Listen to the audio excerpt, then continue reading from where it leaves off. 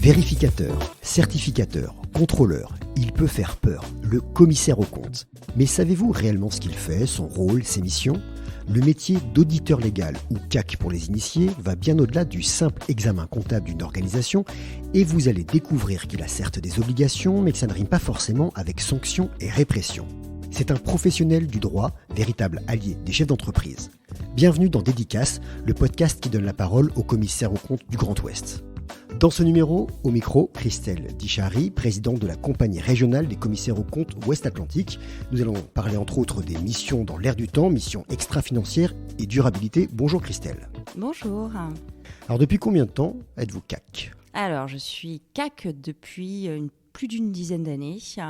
Et puis j'exerce à Rennes et je suis élue dans l'institution régionale depuis 2014 et j'ai 49 ans. Quelle définition donnez-vous de votre métier lorsque vous croisez quelqu'un qui ne connaît rien au CAC ?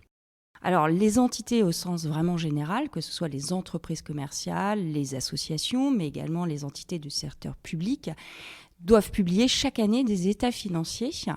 Et le rôle du commissaire aux comptes est de pouvoir attester de la sincérité des états financiers tels qu'ils sont produits afin de pouvoir donner finalement une réalité sur les transactions économiques au cours de l'exercice.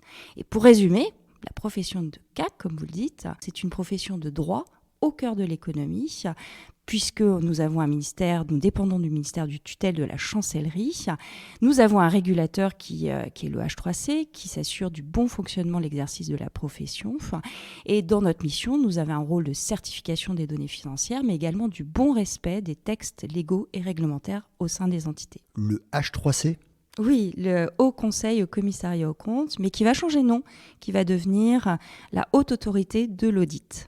Alors, vous ne faites pas que certifier les comptes de l'entreprise. Qu'est-ce que vous faites en plus ? Alors oui, non, effectivement, notre rôle n'est pas uniquement limité à la certification légale. On peut également, à la demande des clients, faire des attestations sur la solvabilité, sur la pérennité de l'entreprise, faire des attestations sur la bonne conformité des dispositions légales et réglementaires au sein de l'entité, produire aussi des attestations sur l'efficience opérationnelle au sein de l'organisation de tout le contrôle interne. Donc vous voyez que le champ des possibles est multiple. Et puis nous intervenons également, mais plus pour des sociétés, on va dire, dites cotées ou des sociétés anonymes d'une certaine taille, sur des déclarations de performance extra-financière, donc toute la partie extra-financier, mais qui était jusqu'à présent restreint à un nombre d'entités limité et qui demain va effectivement concerner beaucoup plus d'entreprises au niveau national. Et l'Europe demande une homogénéisation de tout ça ? Exactement, c'est la demande de l'Europe qui a travaillé sur des textes afin de pouvoir avoir un référentiel commun et de pouvoir comparer toutes les sociétés économiques au sein des États membres de l'Union européenne selon un référentiel unique et standard, et afin d'éviter, on va dire, une communication un peu greenwashing. Les entités, elles vont devoir publier des éléments extra-financiers à partir de 2024 pour les plus grandes entités commerciales et 2025-2026 pour les autres. Donc là, on parle de durabilité. Et là, on parle de durabilité. Et ça, c'est nouveau pour votre profession. Alors, c'est nouveau. Ça concernait quelques commissaires aux comptes, mais ça va effectivement être nouveau puisque l'objectif est vraiment d'englober le maximum de commissaires aux comptes sur ces missions de durabilité. Donc oui, c'est quand même un champ des possibles et des sujets qui nous préoccupent au quotidien depuis au moins un an et qui va concerner vraiment les entités. Comment ça va se traduire au quotidien ? On va regarder du CO2 comme on regarde des euros ?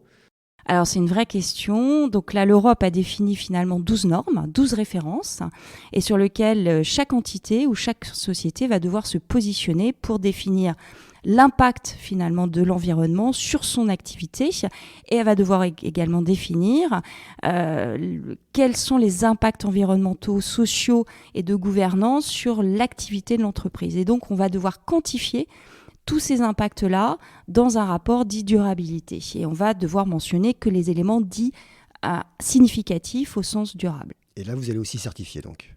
Exactement. C'est de l'anti-greenwashing ?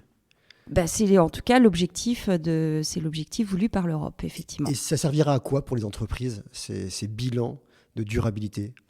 Alors, alors, au-delà de l'obligation légale qui va être prévue dans les textes à la fin de l'année 2023, ça va être surtout un moyen pour les parties prenantes de pouvoir s'assurer que les entreprises avec lesquelles elles travaillent sont dans une démarche, on va dire, éco-responsable.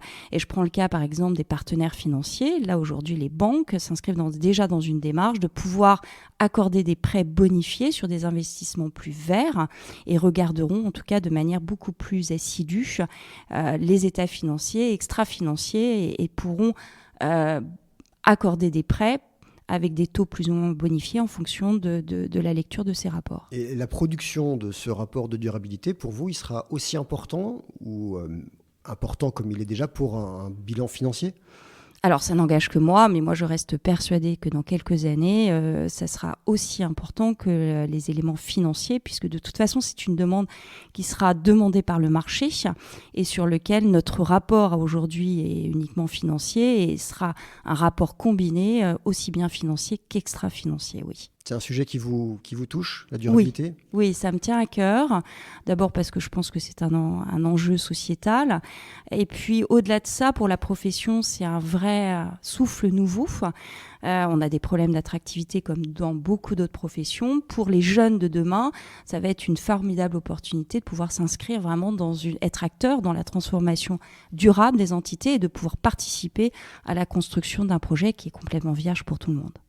Vous serez les seuls à faire ces bilans de durabilité ? Non, pas du tout. Le marché est très ouvert. Alors effectivement, les commissaires aux comptes, dans leur ADN, s'inscrivent, on va dire, dans cet enjeu.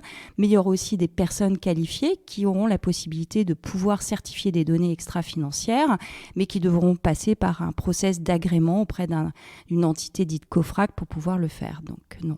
Donc le métier se renouvelle ? Le métier, oui, se renouvelle, mais constamment. Est-ce que vous pensez que certains commissaires aux comptes se concentreront sur cette mission de ce bilan de durabilité ? Alors, certains pourront faire le choix de se concentrer sur et effectivement, d'ailleurs, beaucoup ont déjà pris les devants et anticipent le sujet parce que c'est un sujet qui est à l'ordre du jour depuis maintenant quelques temps. Maintenant, se concentrer et abandonner la partie financière, je ne crois pas, parce que les deux sont extrêmement liés. Des éléments quantifiés extra-financiers, on va pouvoir les retrouver à travers la production des éléments financiers. Donc les deux sont liés pour moi. J'aurais peut-être dû commencer par cette question. Qu'est-ce qui vous a donné envie de devenir CAC ? C'est une très bonne question. Alors, je pense que c'est un état d'esprit. C'est un métier où on ne s'ennuie jamais. C'est l'esprit d'équipe. Quand on commence ce métier, on travaille vraiment en équipe, c'est-à-dire on se déplace chez les clients. On voit toutes sortes de fonctionnements d'entreprise, que ce soit dans le milieu industriel, dans le milieu bancaire, dans la prestation de services. C'est extrêmement intéressant, enrichissant, et je crois que depuis maintenant 20 ans que je fais ce métier, je ne me suis jamais ennuyée. Et justement, en 20 ans, est-ce qu'il y a une anecdote que vous pouvez nous partager ? C'est une question piège. Une anecdote, alors quand on est auditeur, je pense qu'on a toujours des anecdotes sur des inventaires physiques. Et si je me remémore un inventaire physique, alors peut-être quand j'ai commencé, j'avais une spécialité plutôt dans les casinos de jeux.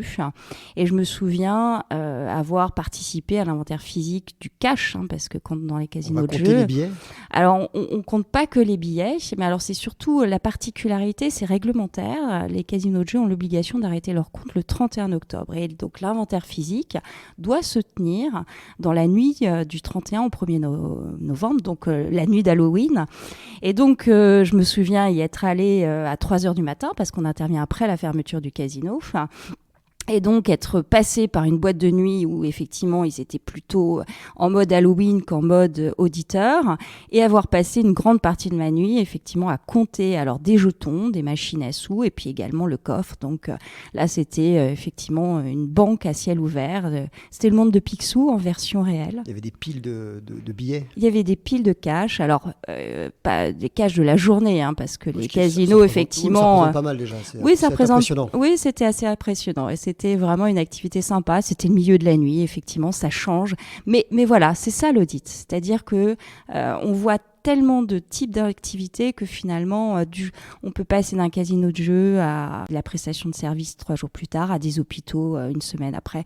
Voilà, c'est un métier très varié, très dynamique et avec une progression en tout cas très sensible au sein des cabinets. Et même les casinos de jeu devront faire ce bilan de durabilité ? Alors, ça dépend de la taille, mais oui, parce que généralement, ils appartiennent à des groupes qui seront soumis à cette réglementation. Oui, tout à fait. Donc, le recyclage des billets. Et donc, c'est toute une chaîne de valeur sur laquelle ils vont devoir se positionner. Merci beaucoup, Christelle, pour cet échange. Merci beaucoup. Vous venez d'écouter Dédicace, le podcast des commissaires aux comptes du Grand Ouest, dédicacé à toutes celles et ceux qui ne connaissent pas bien ou qui ne comprennent rien à ce métier. À retrouver sur toutes les bonnes plateformes d'écoute et les réseaux des commissaires aux comptes. À très vite pour un prochain épisode.